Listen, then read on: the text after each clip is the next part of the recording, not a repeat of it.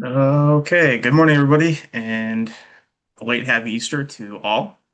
Thanks for joining us for another month of the Blue Hill Peninsula Regional Housing Forum. I am Greg Paduke, Regional Planner at the Hancock County Planning Commission, joined as always by Olivia Jolly, Regional Planner, also at HCPC. And if you're seeing this for the first time, either live or in recording, we host these forums every month to talk about various housing topics that are hopefully relevant to the peninsula and the larger state of Maine as a whole. And today we are graciously joined by Erin Aguayo, who is the Grants Management Specialist, and as well as Shaun Gilpin, Housing Division Director at the Vermont Agency of Commerce and Community Development. And this morning they are going to educate us on the Vermont Housing Improvement Program and the various tools that it offers developers and households in the state, and how and why it's been successful, and maybe what we here in the state of Maine can learn and take away from it. And so, without further ado, I will hand it off to Erin and Shaun. Thanks so much. All right. Thanks so much for having us at what is this, your fifth or sixth forum? I'm impressed at the effort to see what's out there and how it can apply to your area.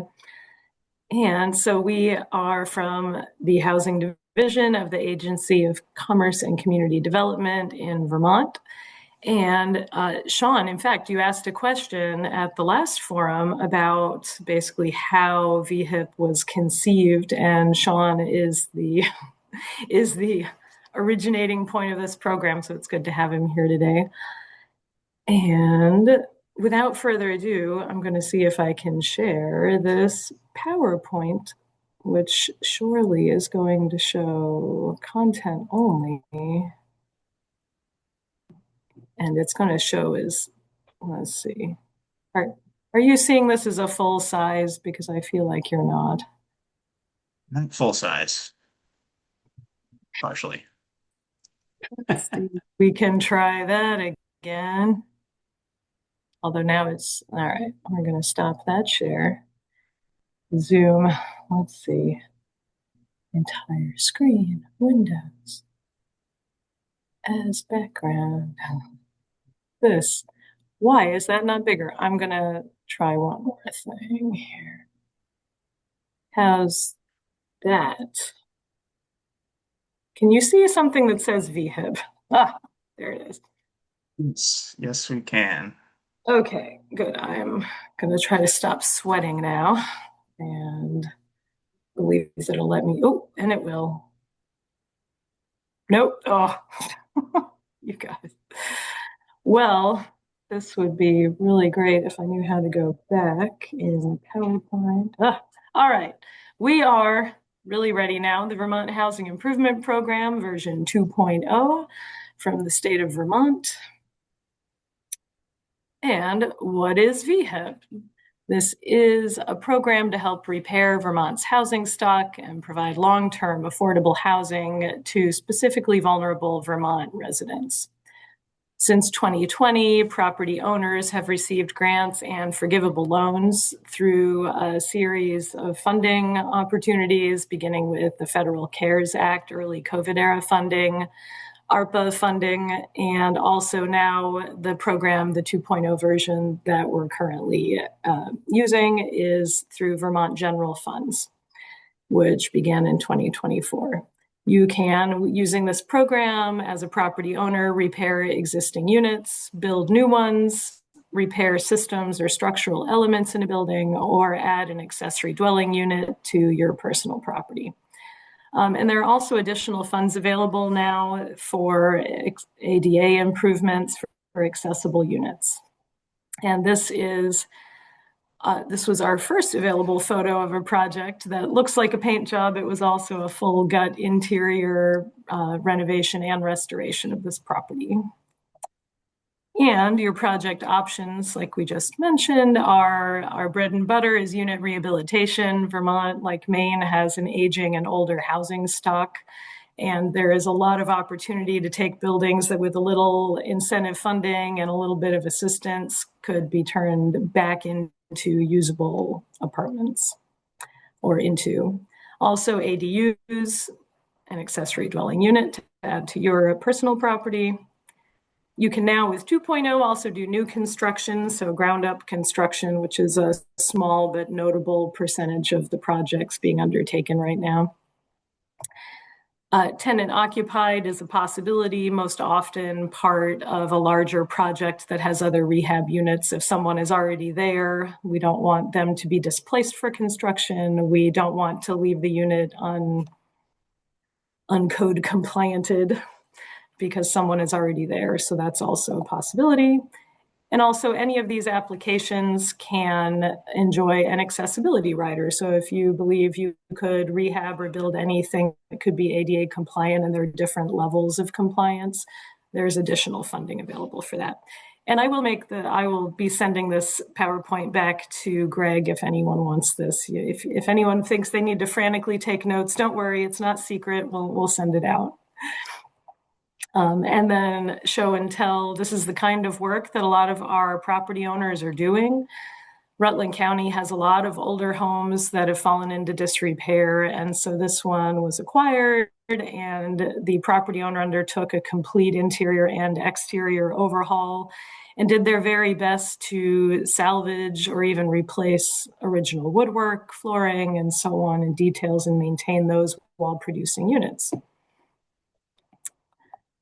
And project funding is $30,000 a unit to rehab a 0 to 2 bedroom unit, $50,000 a unit to rehab larger units, or convert units within an existing structure that are not currently apartments into rental units. Let's see. You can also receive up to $50,000 a unit to address structural elements that impact units in the building, like if you need a complete, new roofs, foundation work, furnaces, electric systems, and so on. You can encumber one of the units in that building and receive the funding to tackle these larger projects to help bring the building up to code. This is also the amount to be received for new unit creation, so that's foundation up construction, and for accessory dwelling units. That $50,000 a unit can also apply to extensive gut rehabilitations of smaller units as well. If you're really down to the studs and need everything, a lot of times they'll also receive a little more funding.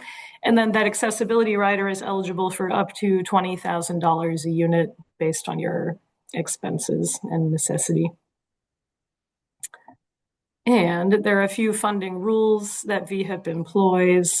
Property owners must match 20% of the award funds before the funds are dispersed to them.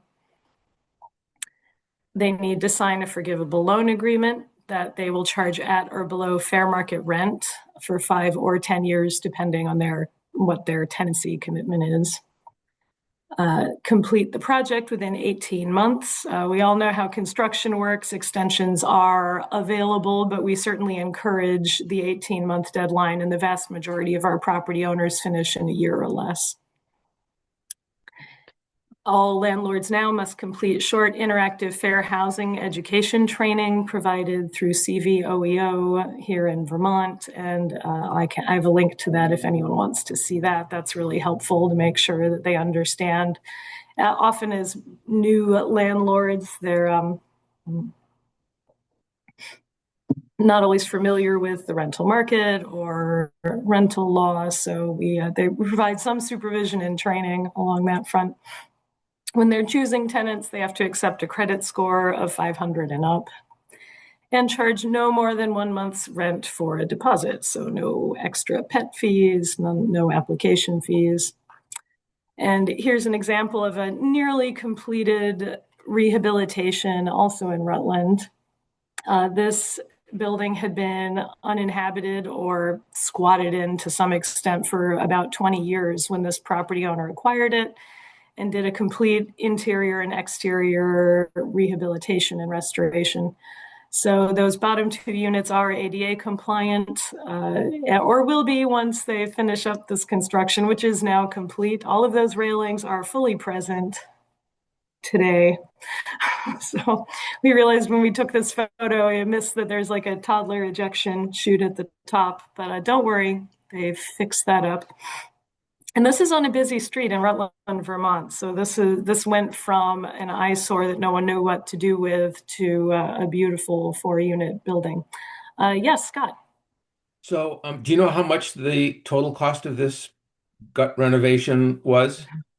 So I can look that up. This was undertaken by a property owner who is in the construction business, so he was able to access relatively affordable labor and materials and have the I skills guess to where see I guess this where I'm through. going, I guess where I'm going is I'm going to guess that at retail, that work is going to be, I don't know, $500,000, whatever. So do I Yes. understand that the state of Vermont is chipping in $50,000 toward this $500,000 project? Is that the extent of the program, or am I missing something?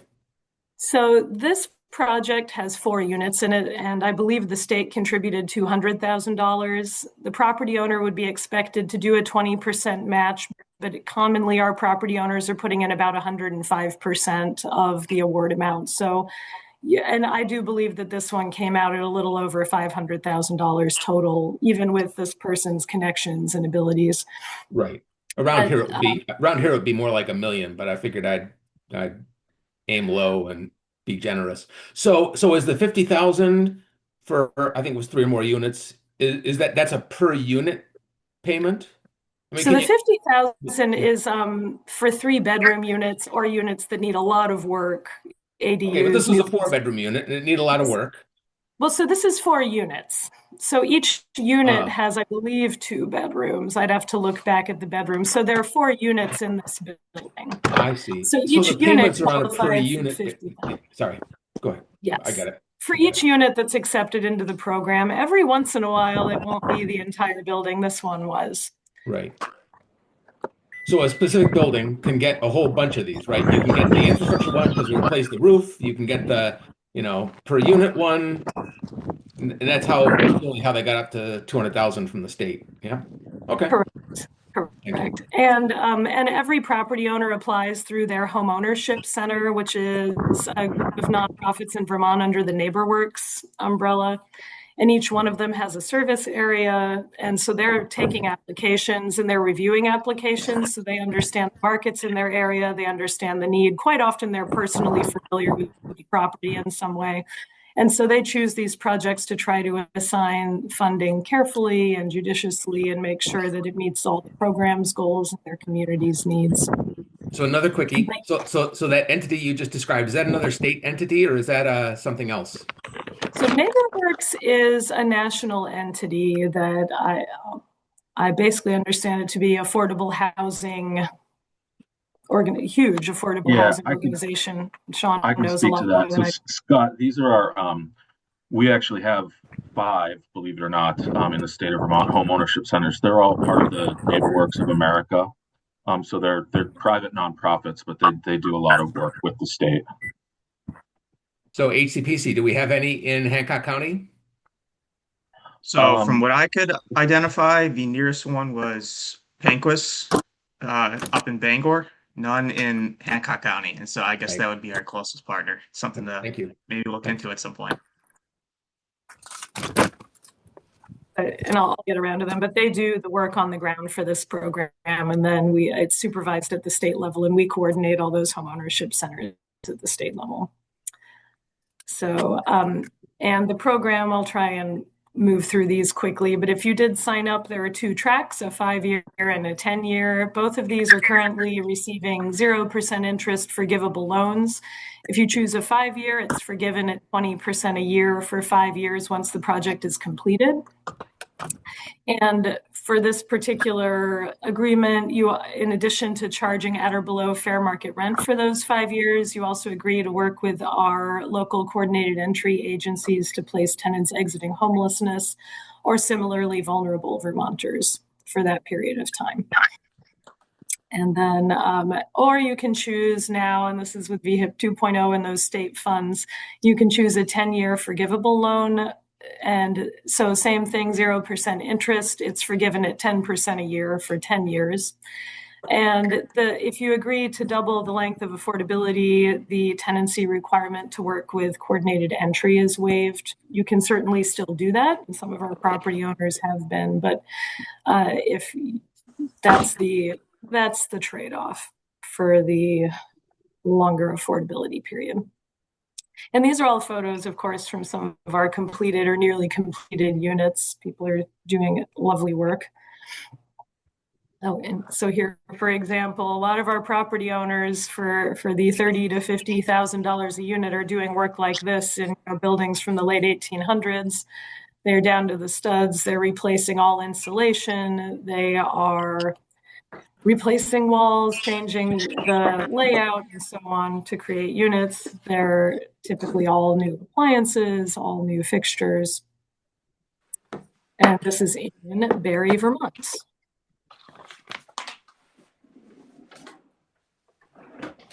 And for people who do participate, this program works after you complete that 20% match on a disbursement schedule for work completed.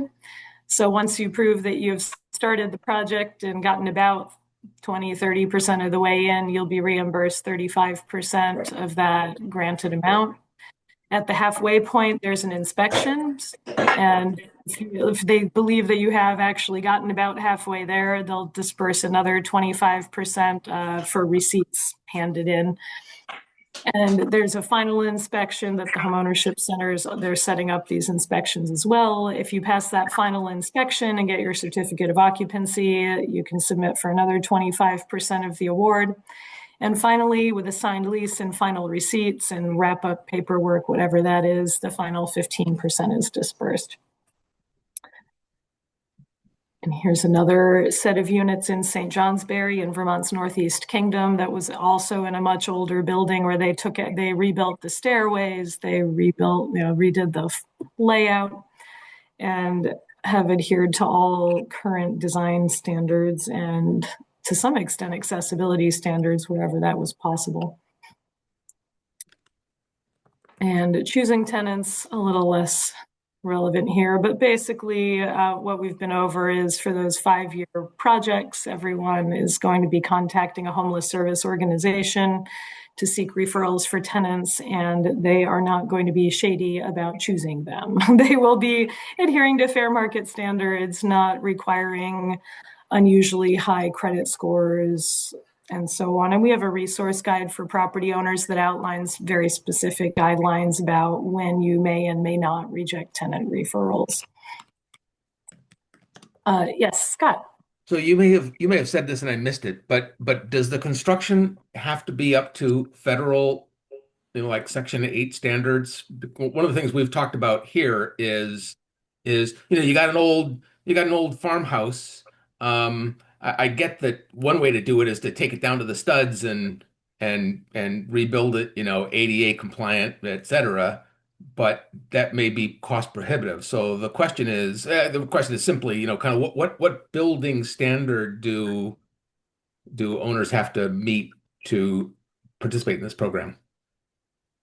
So outside of people applying for the ADA rider, they must adhere to all Vermont fire and safety code, so general Vermont construction standards. I don't believe any of our participants have applied for project-based vouchers through HUD, which would, and again, Shaun knows a little more about this than I do, but they would have more stringent standards on environmental factors and things of that sort.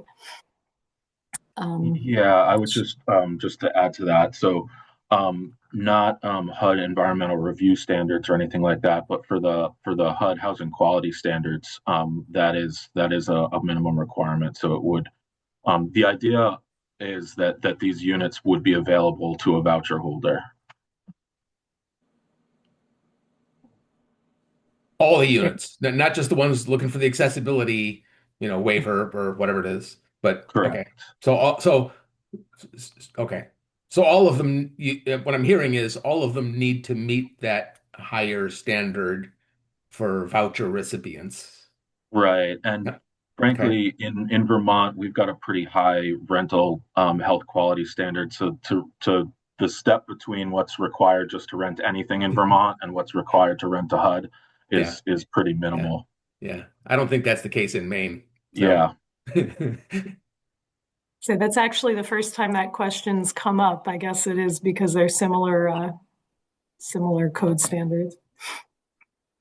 Yes, those final inspections, they don't mess around, and quite frequently our property owners are given a checklist of things to do before they're officially allowed to rent out, and they're pretty specific. James. Yeah, to Scott's point, in Maine, towns under 4,000 aren't required to enforce Maine Uniform Business and Energy Codes. So have you done rural projects, or are most of yours in towns over 4,000? And I don't know if Vermont has that kind of segregation of requirements. It's something that we've had a series of meetings about recently, which is every one of our projects is expected to adhere to Vermont Fire Safety Code. But a lot of our projects are in what you would consider rural. Lots of Vermont towns are well under 4,000 residents, and a lot of our projects fall in smaller towns or more rural areas. But as we reiterate to the homeownership centers, they are still going to send their inspectors out as part of the program. Even if you don't have a code enforcement officer for your area, your town, your rural part of Vermont, the homeownership center is responsible for ensuring that that property meets Vermont Fire Safety Code, And while I'm on, just like every other question, project.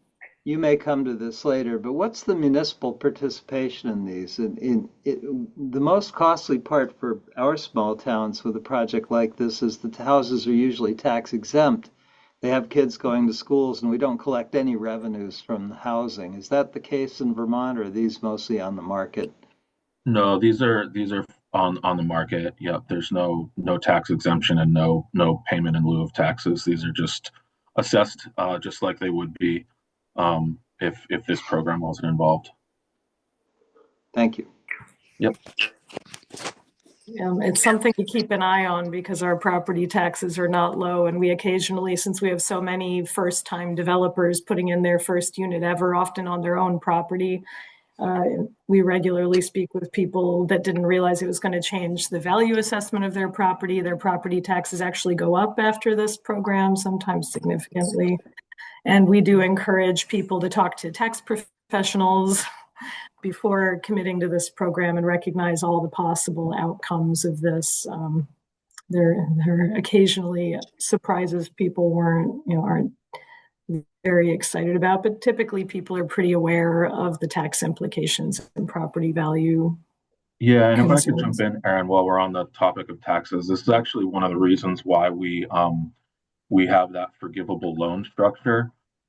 Originally, the program was, I mean, these forgivable loans, if a person, if a property owner stays within the program terms for their term, they act functionally like grants since it's 0%, and it's forgiven on a schedule. But the reason we did the forgivable loan, which frankly is a lot more administrative work for sure, but we were finding in earlier iterations of this program, we were providing the grants as through that payment schedule, but essentially would all, because of that 18-month time limit, all of the funds would be received by the property owner typically in a single tax year. And for some folks, getting a $200,000 grants would have a really significant implication on their income taxes because it's treated like income. And so we had a couple folks who got into a bit of hot water because they didn't anticipate that increased tax bill that first year. And so we were actually directed by our legislature to investigate ways we could alleviate that. And we found that the best way to deal with the federal tax implication is to do this forgivable loan so that the federal taxable amount is just what's forgiven in that year, which makes it a much more palatable program from an income tax perspective. So if I can jump in, sorry to ask you, but pepper you with questions, but I think we're all trying to figure out how the Vermont thing could port to Maine or relates to Maine. So I got two questions. One is following up on Jim's question about municipal kind of impacts.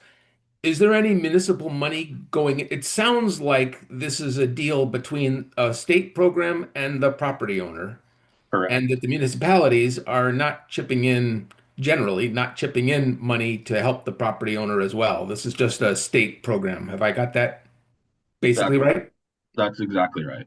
Okay. And then the second question is, um, you said that usually it's the property owner, kind of doing the work and applying for the grants. Have you seen any nonprofits in Vermont buying, we've got a whole bunch of nonprofits that are interested and organized to facilitate more housing, and they're soliciting donations. They're tax exempt, they're soliciting donations, they're trying to get things going. So have you seen much of that in Vermont? And kind of what differences are there other than the obvious ones between those kind of nonprofit owned houses or units and the privately owned ones? Sure. Do you want me to take that one, Erin, or you want to jump in? Unless I'm you're going to happy get to it later, jump in. but No, we don't specifically address that here. So this program is ultimately one of the main goals is to be flexible, and that includes the flexibility of who's undertaking the project. And we have quite a few nonprofit entities who have applied who own property or have purchased property with the intent of developing units for their clients to use. Typically, this isn't meant to be a money-making endeavor for them. I think every one of them who've done this put their own clients into the units that they create, but it seems to work out well for them. We do have a requirement that any housing developed using VHIP be, if the entity folds or closes or needs to sell the property, those units need to be able to directly enter the rental market upon that sale. So we have call it an isolated campus policy. So we do discourage applications from nonprofits where they want to develop housing on their own private campuses that might be far from services, or develop in a way that wouldn't, if they were to sell the property for any reason, that they wouldn't easily be able to enter the market. Like, we're not allowing single room occupancy development right now. You do have to, if you apply for a unit in VHIP, it needs to be a complete unit, like kitchen, bathroom, living room contained. and what was We've the had a logic? lot of What was success what with was the logic that. behind no single room occupancy places? Because that can obviously get the rental cost way down and make it much more affordable. Yeah, there are a number of odd laws around single room occupancy in Vermont, and that can get pretty complicated. By and large, we really the way we pitch this is really a unit creation. We're trying to get more fully functional rental units on the market. There's not a whole lot of great places for single room occupancy outside of our handful of urban centers, and so this really is trying to get sort of fill that gap in some of the more rural or small town areas. And I'll just expound upon a little bit of what Erin said. So we in Vermont, we also, so first off, most of these home ownership centers actually also do own and manage affordable properties. Typically, they are properties that are still taxed at the municipal level as any other private property would be. There's very few entities in Vermont that are able to do to forego property taxes or do a pilot, a payment in lieu of taxes. There is a major entity in Vermont called the Vermont Housing and Conservation Board that's pretty unique to our state. They actually statutorily receive a percentage of the property transfer tax that's collected every year, and it's specifically meant to be spent on building highly subsidized affordable units that are perpetually affordable. So their operations, along with the Vermont Housing Finance Agency, which administers our low-income housing tax credits, we've got a pretty robust nonprofit network that targets their efforts at the lowest area median income bands. So we typically we see that the market on the very low ends of the very high affordability for the lowest income end of the spectrum is taken care of largely by our institutional nonprofits, and then obviously on the higher end of the market, that takes care of itself. So those folks have the means to do the development that they need. VHIP was really aimed at sort of trying to address this unmet need for folks basically in the 65 to 80% area median income. And even some folks just above that.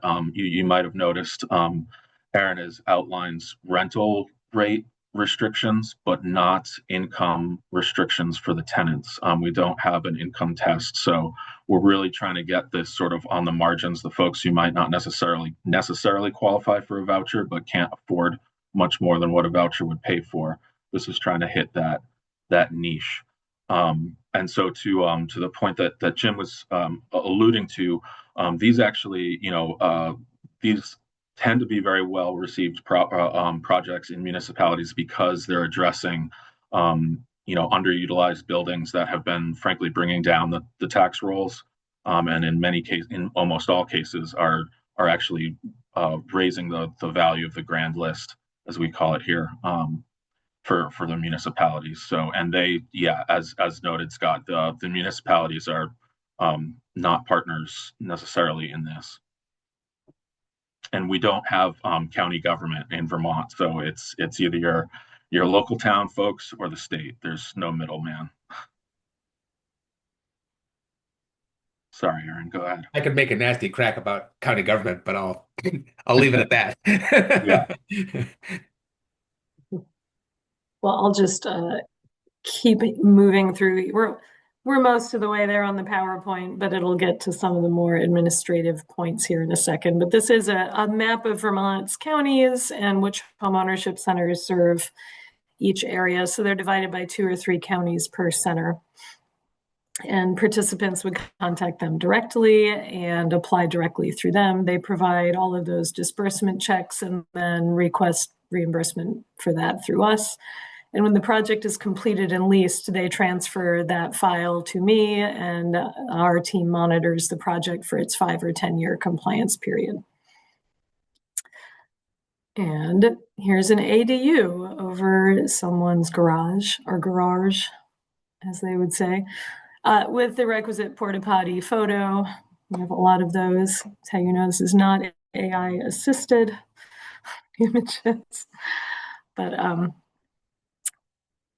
and this is the interior of that unit. So families are taking advantage of this program. This one is a mother-in-law apartment, but people do understand that if for any reason your mother-in-law moves out, this is a unit on the public rental market, or considered as such for that compliance period. And these are our March stats. Our overall numbers are here. Those completed units are divided in yellow by our first version with the CARES Act funding. Green is ARPA funding, and blue is that Vermont state funding, which is why upcoming units are mostly blue. That is our current VHIP 2.0 program. And we are wrapping up. In fact, our April numbers have a significantly smaller chunk of that green piece of pie. We are wrapping up our ARPA funding commitments, and those units are all completing now or in the next couple of months. And by county, we have a breakdown of where those units are. The larger numbers are either population centers and or places that have a lot of properties that make sense for property owners to use VHIP for improvements. Did anyone have any questions about this before? I don't want to run through. All right. And our current version of the program, we had a couple of questions at the last meeting by what kind of properties VHIP addresses. And even with our current funding, it's still largely a rehabilitation program, with the vast majority of projects being straight rehabs. ADUs are frequently rehabilitation, sometimes new construction, and those occupied units. And then brand new ground up construction. We have 70 units in the program right now that are either in progress or completed. And we've assigned almost $20 million of our state funding, and property owners the estimate of their projects is for an additional $22 million. So just over that 100% match. We have some stats on years of affordability by how long current completed projects are signed up for the program. We thought that would be fun. And the average award per unit is a little bit higher than in previous programs because most of these units are qualifying for the $50,000 awards. So about $45,000 per unit to work with these property owners and get a new to Vermont unit on the market. And just some landlord-tenant things that VHIP does. And right now we're looking at just over 80% of eligible units that are intended to be rented to people exiting homelessness, achieve that, make good matches. If someone isn't able to find a tenant exiting homelessness in a certain period of time, about 4 weeks from the time of unit completion, we provide a tenancy waiver for that one tenancy, and they can seek a tenant from the regular market. And everything is leased at or below fair market rent. We also have landlord liaisons in Vermont. A few are still left after ARPA funding winds down that help make these connections. There's a landlord-tenant mediation program that's also winding down to help keep these tenancies successful. We work with those fair housing trainings and also have a landlord relief program that'll be in effect for a couple more years, which provides reimbursement to landlords who've taken tenants exiting homelessness who've experienced rent loss or damages. They can apply for some financial assistance to make up for those losses. So these programs that you said are winding down. There actually are a couple analogs in similar things in Maine where trying to get old people to rent out rooms to folks to provide more housing.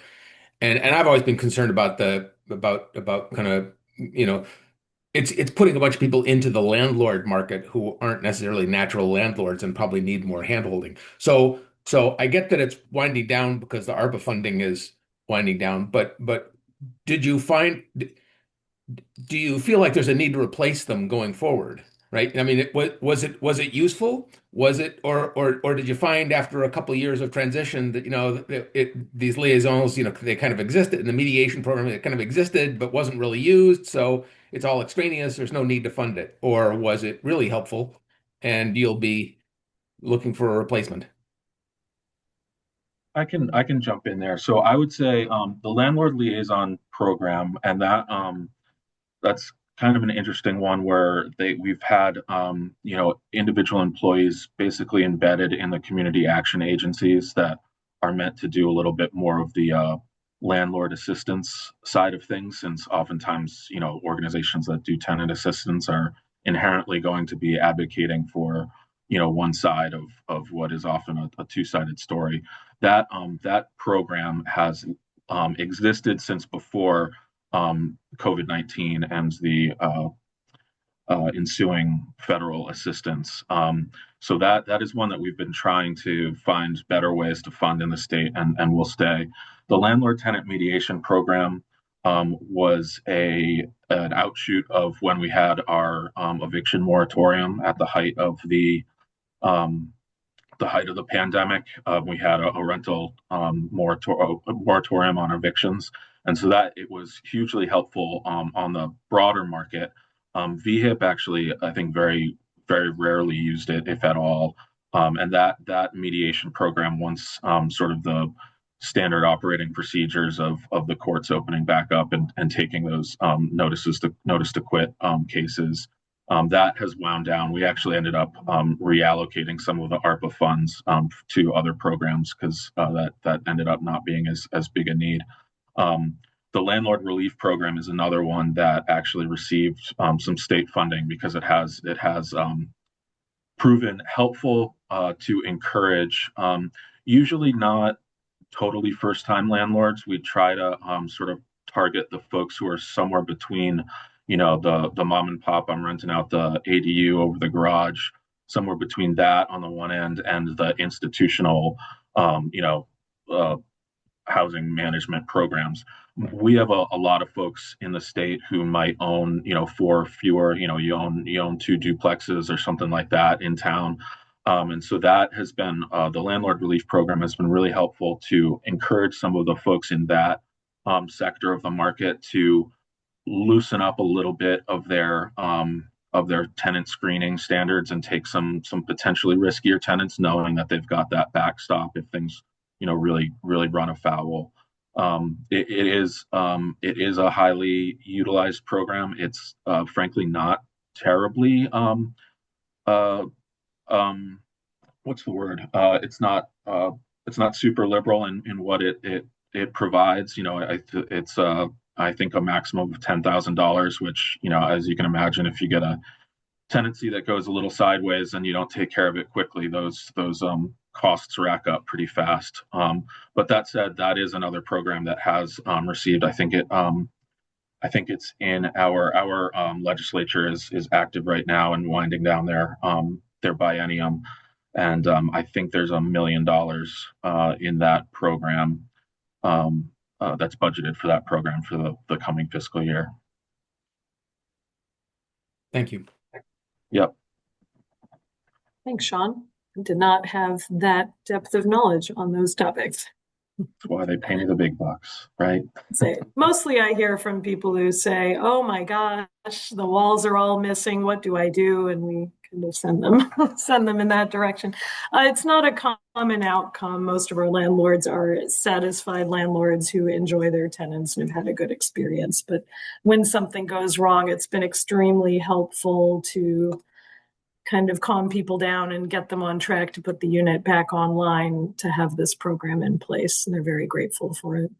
So I don't mean to slow you down too much, but based on what you and Shaun just said, so it sounds like your target market, I'm going to play back what I think I've heard, which is, sounds like your target market is not grandma with an ADU who is encouraged to do something, and it's not, big, huge multi-unit, corporations who know their stuff. It's people who are kind of sort of mom and pop, local folks who have, between one and five rental properties, who've kind of already decided they want to be landlords. And who are maybe thinking about, either refurbishing one of theirs, one of their ones, maybe making more units, or buying another property and bring it up. But they're already kind of landlords. That's their mindset, is they're landlords or developers who use this program to help them, kind of with the economics and the process of doing more. Is that a fair characterization? I think that, yeah, that's a very fair characterization. We don't necessarily have we don't have rules around, an applicant. You can be an out-of-state owner, you could have, a large portfolio, but we've definitely tinkered with the program over the years to structure it such that it is most beneficial to those folks who are sort of right on the edge. The original, what actually this concept came about before COVID. Largely in the county of Bennington, our southwestern county, so on the borders of New York and Massachusetts. There, a lot of housing that was technically available for rent, but did not meet the HUD housing quality standards. So we were having a huge issue with people who have actually received vouchers. They'd been on the waiting list for ages. They finally got their Section 8 voucher, went to go find an apartment and couldn't find it in the timelines dictated by HUD. And so we were sending vouchers back to the feds, and nobody likes to send money back to DC. So this program came about because there was actually a bunch of surveys done down in that county, and we found that really the margins between the return on investment just wasn't there. The amount of money that needed to go into some of these units to bring them up to that standard was just, they would never get the money back in the amount that they were allowed to rent, especially because at the time we had a pretty deflated rental market. So the HUD fair market rents were very low. So this program at its outset was always sort of meant to try to target those right on the margins, try to fill that gap between, do I let it sit and wait till the rental market, comes back a little bit, or do I put the money in now and get somebody in, even if it's not a huge profit, but it at least gets closes that ROI. And so yes, I think Scott, the characterization is definitely right. We also, we have seen a number of, we definitely have seen the grandma who wants to maybe carve the single family into a duplex so she can stay there and rent out the other half, the ADU folks. We have probably a pretty sizable percentage of folks who have inherited property, didn't know what to do with it, and were able to utilize this to bring that back on the market. Or in a lot of cases, it is, well, in some cases, it's weekend warrior who's willing to, they've seen the house on the corner lot just sit there for a decade and want to go in there. But we definitely do. I think it's mostly folks who have, a few units, house management or rental management is more than half of their regular gig, but they are somewhat experienced in it. We've seen a lot of certainly some developers who are willing to buy up a property and maybe split it into 2 or 3 units. We've got a lot of old Victorian homes that are too big for really what the market is looking for now. So yeah, I think that is certainly the aperture that we're trying to aim for. And I do see a couple of questions. Yeah. I'm not sure who was first, maybe George. Yeah, and in that vein, I'm just wondering, it would seem to me, and just guessing, that the people who would step up first and do this would be most interested in this are small contractors who already know how to do the contracting game, and they figure out why shouldn't they make equity out of the work that they're doing. And is there any indication that it has reduced the amount of available contractors to do contract work? No evidence. Yeah, well, I think we have always struggled in Vermont with contract. I mean, as I'm sure is the case over there, our average age I think the average age of an electrician or plumber right now is approaching 60, and we're not seeing a whole lot of folks come up in the ranks. So that's always been an issue. I don't know that VHIP has disproportionately put pressure on it. Frankly, I think that the amount of money during the COVID recovery era flooding into the state, that alone has put a huge strain.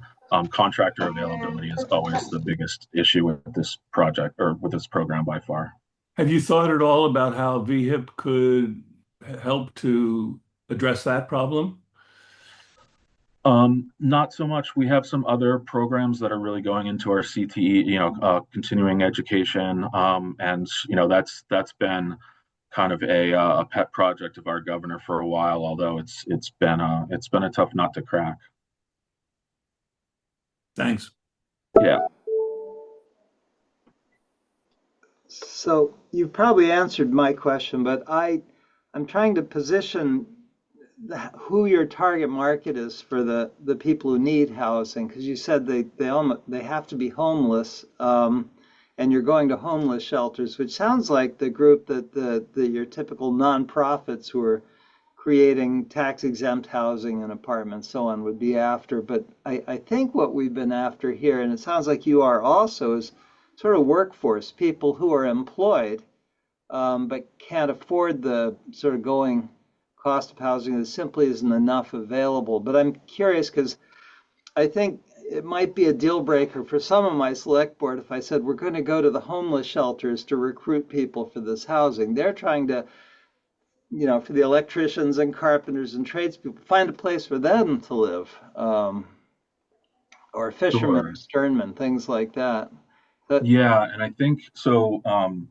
As I sort of mentioned, this has always been, at least from our eyes, seen as a unit creation program at its core. That's the end goal, and the rest is extra priorities put on it. The program originally did not have, or it had a very light homelessness component, and frankly, for what it's worth, we would not have put that in there, I don't think, except for the fact that it was funded originally with COVID money, and so we needed to have a direct nexus to beneficiaries who were particularly vulnerable to the disease. At the time, we actually evacuated all of our shared shelter spaces, and so there were a lot of people up in hotels at the state's expense.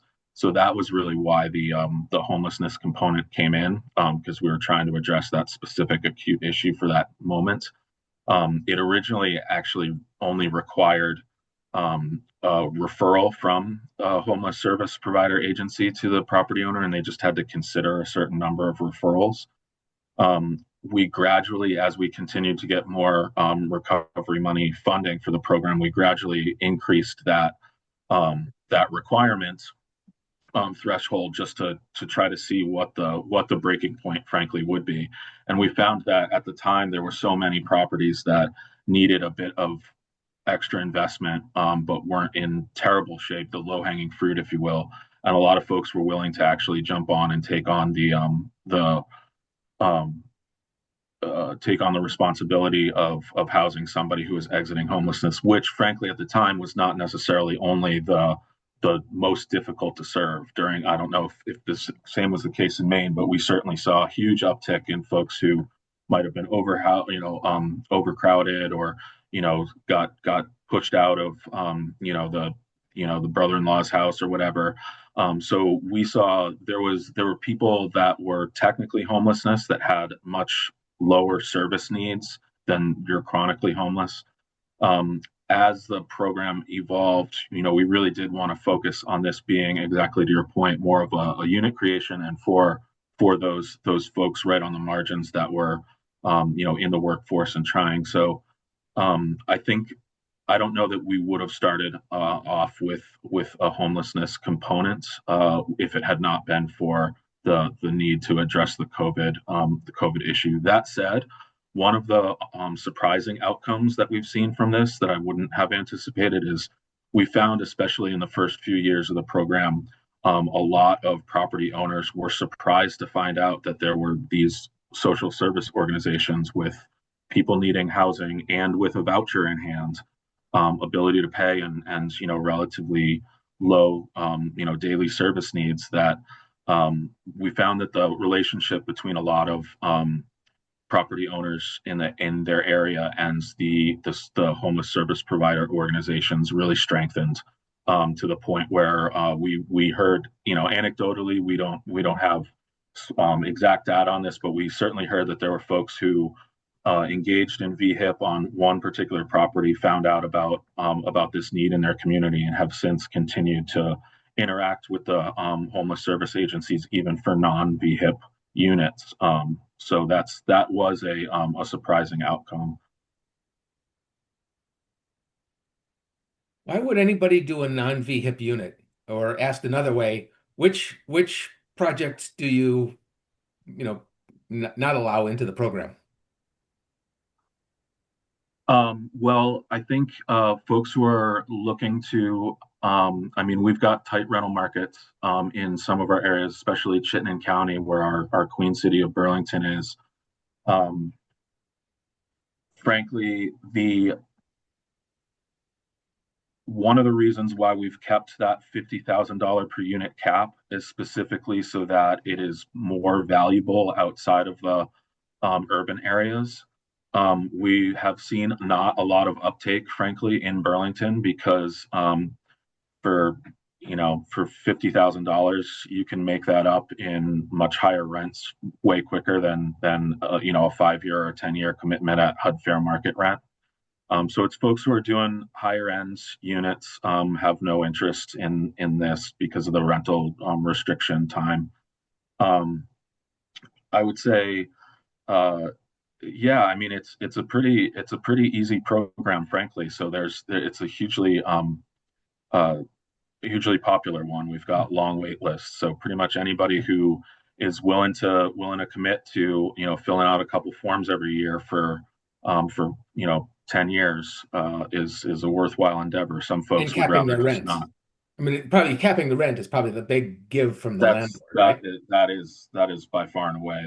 Capping it at fair market rent is that's the big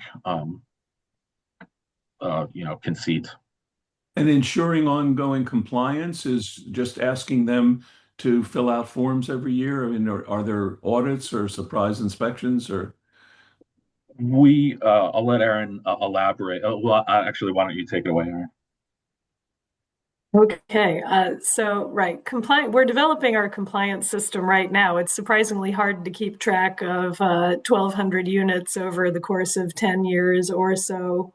and everyone entered at a different time of year, and people have different types of units and requirements. So we're sending out these surveys, and people respond with how much rent they're charging, whether they receive tenant referrals or had turnover. And then we have some algorithms we've developed to process that information and flag people who might not be in compliance, and we get in touch with them directly. And any day now, we'll have a little bit more time on our hands, and we'll start doing spot checks and having people perhaps randomly, perhaps not so randomly, send in their current leases for us to review and make sure that they're reporting correctly on these units. I feel like where was this going? No, that I think that was good, and I'll say the quiet part out loud. We're relying an awful lot on honesty and honor on this. You're looking at the entirety of the VHIP team in our office, so there's no way that Erin could do a full audit on any of these. So it is. Oh, right. Yes. It We is do a keep bit of- track of yeah. regular data on the responses, and at any given time can say how. Also, every quarter, we send these out quarterly. Every person that comes up as non-compliant is eventually dragged into compliance by me personally. So far, we have had the stick is if you do not make the unit compliant, we add years to that compliance period. These units are recorded in the local land records as having these covenants on the property. So it's they're covenant restricted in that way until they complete and are discharged from the program. Yeah, and I And will just to so add. far we haven't added any years, partly because we haven't developed that part of our computer system yet, but also because we are tenacious at making sure these units stay in the program and compliant. Yeah, I and think, I'll just add that another benefit of working with these regional homeownership centers is they've got their ear on the ground locally, and they can, especially for folks who have come in for more than one project. They're sort of aware of what the rental market is looking like in their area and can kind of flag things when it looks like somebody might not be complying. yes, So I do take regular calls about that. And I encourage people, if they see, sometimes a landlord liaison will see an ad on Facebook Marketplace and know it's a VHIP unit, and they will call me, and I will call the landlord, and sure enough. So Vermont does rely in part on being a small place where people really literally know each other. So yeah, but it would. hopefully we'll get it a little more professionalized over time. If we had the resources, I would love to see a little bit more robust compliance. But we're working with what we've got. So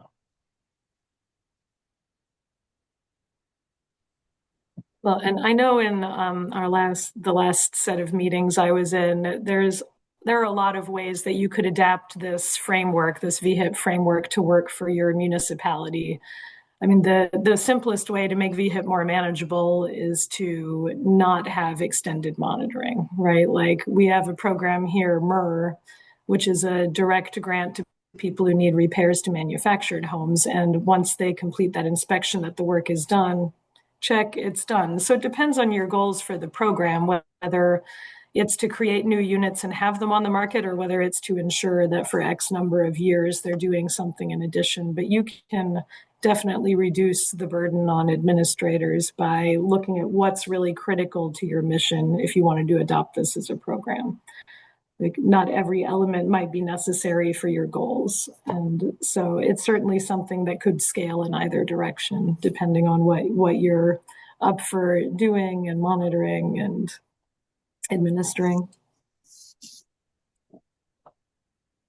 So one other quick question. If you were doing this again and waving a wand to focus it on workforce housing and change any of the constraints or limits or barriers, and to make it work bigger, faster, and focus on workforce housing, what would you do with your magic wand? good question. I think the current iteration of the program. I mean, we haven't had a magic wand, but we've certainly had a chisel of sorts chip away at this. And I think the current structure of 2.0 is really going to really expand on that the workforce housing element of it. I mean, if you really wanted to, I don't know what the fair market rents are in your area, but you could theoretically, there are cases here in Vermont where a voucher is actually able to pay for 110% of that HUD fair market rent, in some of the tighter markets. Changing around what those rental rate restrictions might, get you more uptake, or shortening the amount of time. One of the benefits that we've are hoping to get, obviously, we want these units to stay in the rental market even after that rent restriction expires. And we have seen, we're now, in 2026, we're now at the 5-year mark for the first units that came online. And we are seeing that in most cases, they're even continuing to maintain that rental rate. But when they aren't, based on our exit surveys, they're raising it only a modest amount, because this really is targeting code compliance. We joke about we're not putting in golden faucets, although there was a gold colored faucet that Turns out we are. the other day. This isn't, luxury fixtures so that you can flip a unit. This is very much trying to address, code compliance issues. So I think it is addressing the workforce housing. I think a lot of the units that are currently housing folks who did exit homelessness would also be suitable for, that's another reason to, push for the complete units as opposed to the SROs, that was asked about earlier. These are units that, will end up being modest rental units for folks who are likely in that group. I don't know, Erin, if you've got magic wands, thoughts. I am maybe VHIP's biggest cheerleader, and I do think the current program is ideally set up for workforce housing. That 10 years of affordability, it makes up about 75% of the projects that VHIP's undertaking now, and about 20 to 25% are serving people exiting homelessness. And that seems to match the number of people exiting homelessness who could afford fair market rent. And also, it is a nimble program. Like, from conception to unit online in less than a year is unusual for Vermont. It's leveraging individual property owners all over the state. 435 individuals have participated in the program. They're using their own personal networks and resources to get these units online in a way that larger projects undertaken by development entities, can sit for years in the planning stages.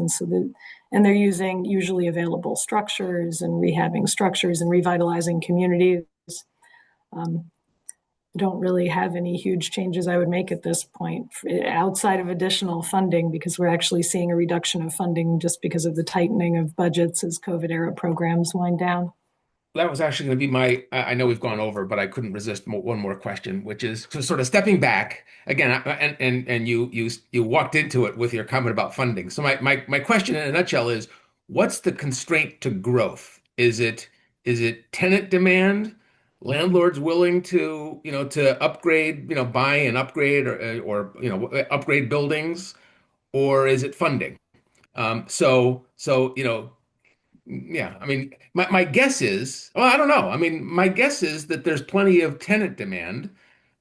Yeah, my guess is that it's probably hard to find enough landlords to make a huge difference.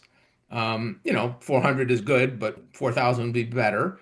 But my guess is, because I'm a financial guy, that funding is probably not unlimited. So that may also be a constraint where you say, well, we could have done 3 times as many, but we've only got so much to dole out per year. So what's your answer to the limit in those 3 elements? Yeah, I'd say the biggest limit by far is funding availability. We have plenty of tenant demands, plenty of property owner demands still. That said, I think at our peak, I think we were putting out about $10 million a year. I bet we could have done 20 if we had that. That said, I think that probably would have been a bit of our plateau, unless we had significantly more staff. Because at that point, a lot of this it's scattered site development. There's a lot of hand holding. It is a very on a case by case basis. We've tried to definitely routinize as much as and mechanize as much as possible, but it's still a very time intensive program. We probably each of the five home ownership centers probably have two and a half, maybe one and a half full time equivalents on just this program. So, but once we hit that $20 million a year, I think we'd probably plateau without a significant more investment in the staffing that goes into it. Presumably, you have statistics on the number of projects that have been undertaken by individual landlords. I'm just thinking that there might be a class of serial participants who would get used to doing this, and that would start to grow and increase, and that focus might keep the energy going at a faster rate. Yes, I and agree. we rely on them heavily. So of those 435, about 60 are repeat visitors to VHIP, and they average about 3 units each, although some of them will have a dozen in the program and some will have 2. 3 projects rather than 3 units. Well, so they'll have multiple projects that Yeah. encompass, someone might have participated in the program twice at 2 separate properties that each have 1 unit, but we have 1 or 2 landlords that have 15 to 25 units spread out all over many. Part of the goal of VHIP is to develop a class of small scale developers. And so we're always excited to see successful repeat visitors, partly because it does bring that hand holding down substantially at the homeownership centers. It also means that people are reliably producing consistent results in a way that benefits these communities. So. Yeah, and just to put a final point on it, just for context, the state investment of let's call it $50,000 a unit. I know technically it's on average a little bit lower than that, but for a new unit that's at least affordable for 5 years up to 10, $50,000 investment per unit by the state is about 1/10 of what it's costing the state for our fully subsidized nonprofit units. Most of our nonprofits are even in multi-family buildings. It's costing upwards of $450,000 a unit, and much of that comes from either a state or a federal subsidy. So it's a hugely great bang for your buck. Very efficient fiscally. Well, and it's been a helpful way to address something that wasn't getting addressed otherwise. And there is larger scale development of affordable, perpetually affordable units, but there wasn't that kind of support that people might need who inherited the sugar shack or the farmhouse and don't know what to do. And there's a lot of instruction that comes with this as well. For every contractor who owns a couple of properties that participates, we do have someone who's just thought, I wonder if I could put something over my garage. And our homeownership centers are doing an excellent job bringing them in and helping keep these properties online or bringing them back online. Whereas otherwise, and a lot of them, they do look at geographic distribution and accessibility and access to transport and services. And a lot of our properties were buildings that were undesirable right in the middle of our downtowns or very close to them. So it's been a really great way to fill in those projects where a larger developer wouldn't have ever taken the time or it wouldn't have penciled out for them to bring those in. Excellent. Those are all really, really great questions, folks. Appreciate that. If you have any other ones, just continue to feed them to me, and hopefully we can answer those and keep the conversation going. Erin, you made it through. You were great. And Shaun, thanks so much for also joining. You were very valuable. Really appreciate it. Yeah, happy Dropped to a have quick link in the fun. chat as far as where the recording and slides and whatnot will be posted every month. That's where you can find past recordings and future recordings on the HCPC page right there. And we do plan on doing this again next month on the first Monday, which I believe is May 4th, but I can double check. Regardless, the link will be sent out beforehand reminding.